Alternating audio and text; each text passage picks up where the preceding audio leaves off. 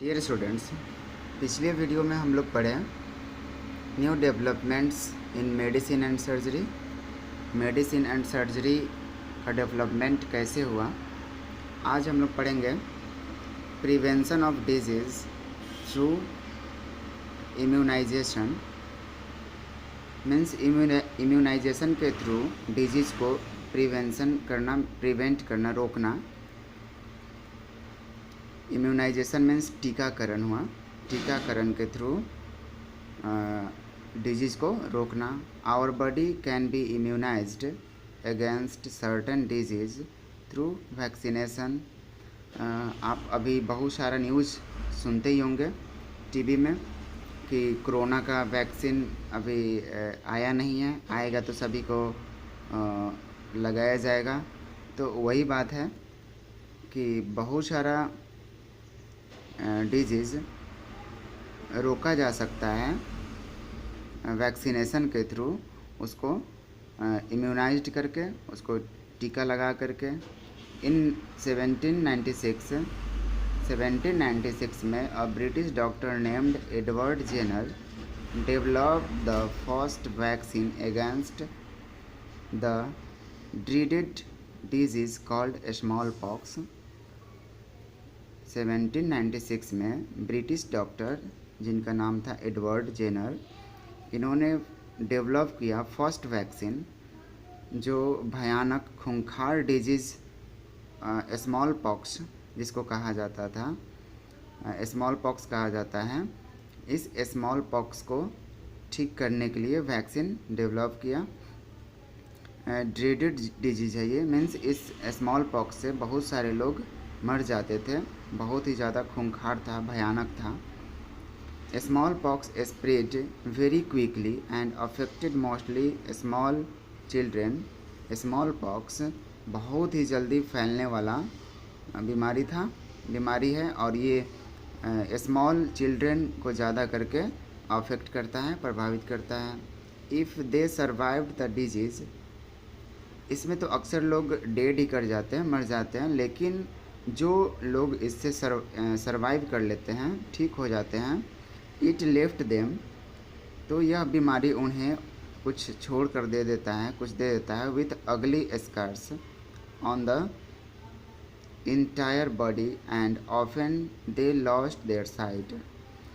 तो ठीक होने के बाद भी ये बीमारी उन लोगों को बदसूरत दाग दे देता है, काला धब्बा शरीर पे दिखने लगता है सभी जगह, पूरे शरीर पे, और यहाँ तक कि उनका साइट भी चला जाता है, उनका दृष्टि भी चला जाता है, वे देखने की क्षमता को लॉस्ट कर देते हैं। तो ये था small chicken pox. Means small chicken pox क्या होता है और कैसे फैलता है और उसके क्या क्या बैड इफ़ेक्ट है, ये आप समझे इतना में। Doctor Jenner notice that milkmaids were hardly affected by smallpox. Doctor Jenner ने नोटिस किया कि जो मिल्क मैड होते हैं, दूध देने वाले लोग होते हैं, वे ज़्यादा करके स्मॉल पॉक्स से अफेक्टेड होते हैं। But suffer the milder form called cow pox.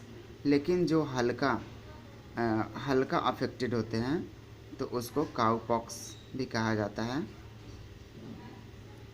छोटी माता, स्मॉल पॉक्स मीन्स भी होता है छोटी माता, काउ पॉक्स मीन्स भी होता है छोटी माता। मीन्स जो हल्का स्मॉल पॉक्स से ग्रसित होते हैं उसको कहा जाता है cowpox. He removed the pus from a cowpox sore and injected it into a young patient named Phipps. Means उन्होंने क्या किया, इस काउ पॉक्स अक्सर हुआ किसको, तो मिल्क मैट्स मतलब जो दूध देने वाला लोग होता था, एक घर से दूसरे जगह दूध पहुंचाने वाले लोग होते थे, उनको ज़्यादा करके स्मॉल पॉक्स हुआ करते थे। लेकिन स्मॉल पॉक्स तो थोड़ा ज़्यादा हार्डली अफेक्टेड जो लोग होता था उसको स्मॉल पॉक्स कहा जाता था, लेकिन हल्का अफेक्टेड लोग जो होते थे उसको काउ पॉक्स कहा गया। और इसमें उन्होंने क्या किया, उन्होंने रिमूव किया पस फ्रॉम काउ पॉक्सोर, गाय का जो मूत्र होता है उससे पस निकाला, उसका जो पीप निकाला और उसको इंजेक्ट किया, लगाया एक यंग पेशेंट के शरीर में, बॉडी में, जिसका नाम था फिप्स। फिप्स नाम के पेशेंट के शरीर में उन्होंने गाय के मूत्र से जो पस निकलता है उस पस को रिमूव करके उसको इंजेक्ट किया। The boy suffered a mild attack of cowpox, वह लड़का माइल्ड अटैक मीन्स हल्का अटैक, काउपॉक्स के हल्का अटैक से सफ़र कर रहा था, ग्रसित था। एंड सुन रिकवर्ड, और वह बहुत जल्दी रिकवर हो गया, ठीक हो गया। देन डॉक्टर जेनर टुक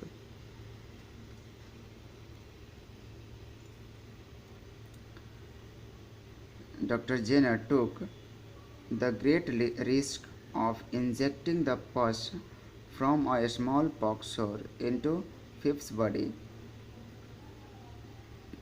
डॉक्टर जेनर एक बड़ा रिस्क लिए और फिर उसके शरीर में इंजेक्ट करने के लिए स्मॉल पॉक्स से जो सोर निकलता है, मीन्स जो स्मॉल पॉक्स एक घाव टाइप का होता है, और उससे जो पीप निकलता है उस पीप को फिर उन्होंने उसके शरीर में इंजेक्ट करने का एक रिस्क लिए फिप्स के बॉडी में।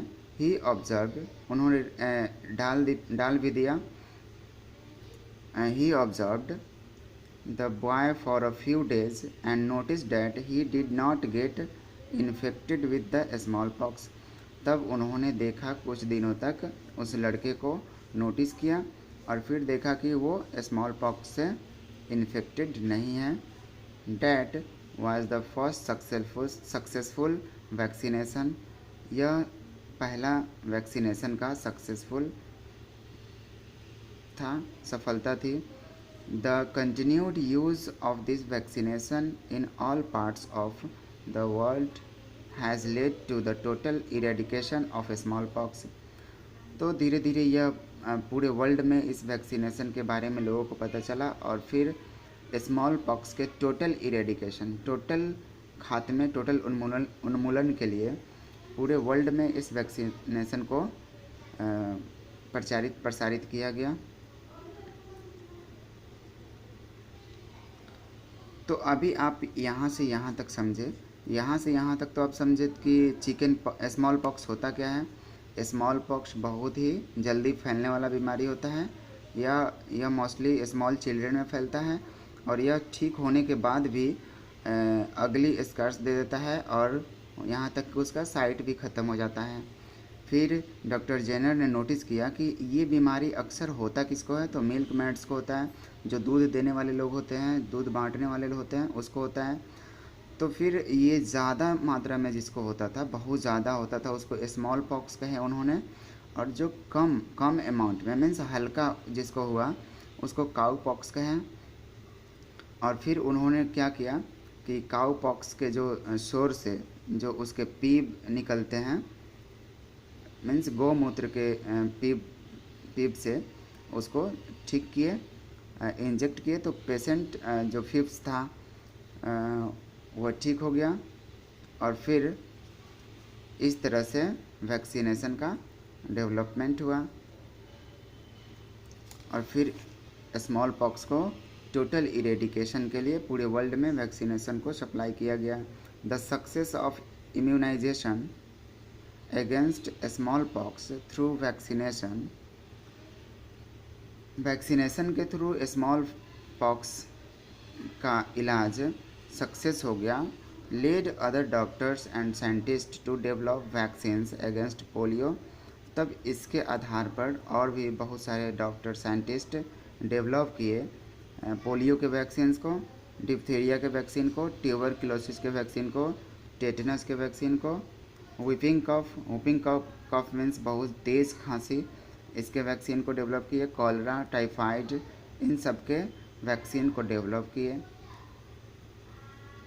मिसलेस and hepatitis vaccine were developed later. फिर बाद में मेसलेस और हेपेटाइटिस वैक्सीन डेवलप किया गया। ये सब बीमारी का सिम्टम आप साइंस में पढ़ते होंगे कि हेपेटाइटिस, टाइफाइड, कॉलरा, मेसलेस, व्हिपिंग कॉफ, डिप्थेरिया, उसके बाद पोलियो, ये सब के लक्षण क्या होते हैं, ट्यूबरकुलोसिस, ये सब के सिम्टम क्या होते हैं, ये सब आप पढ़ते होंगे साइंस में। तो I hope that you understand better.